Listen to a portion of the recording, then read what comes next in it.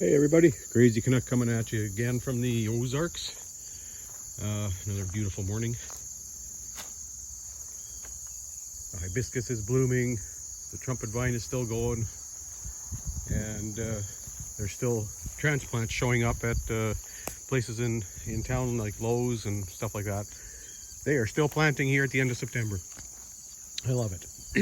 And I also see that the goldenrods are starting to bloom. So there should be some more honey activity coming up for the bees. But today, I shut down the bean in the pearlite and repurposing the pearlite. The bean, it does grow, but even when I was using the compost teas and stuff on my crops, it was a combination of calcium, micronized soft rock, sugar,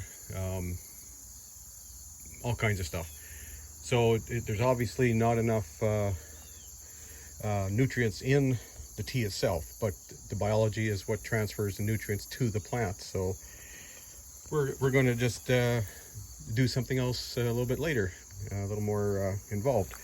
Right now I'm going to plant some Cascadia snap peas. This is seed from last year that I saved. So I'm going to plant it, and if for those long-term viewers, they kind of have an idea what I'm doing already, because I did a video on using pearlite and using a jar. I have a couple holes punched in the top, and this is how you maintain a water level if you have a job or whatever and you can't stay on top of things 24/7.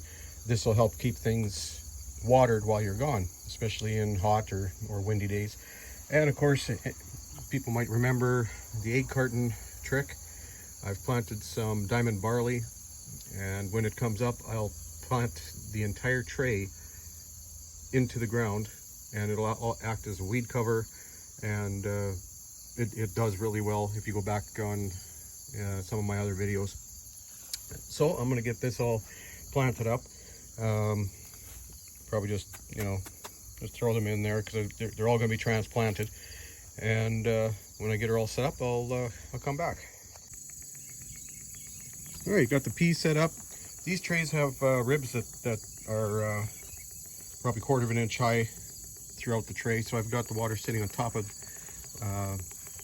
those ridges. So there's going to be probably 3/8 to 1/2 inch of water in the bottom of this thing at all times, as long as I keep this jar going. So right now it's just filling up the bottom of the tray. I'll probably have to refill this a couple times. I'm also going to, I planted the snap peas. I like snap peas because there's no waste. You don't have to shell them and throw some, well, I wouldn't be throwing the shells away, be feeding them to something, but snap pea, you got the whole thing, so technically you have more food than just by growing a shelling pea. So now I got to make up my mind what I'm going to plant on this side, over here where the jar is, and I'll be back.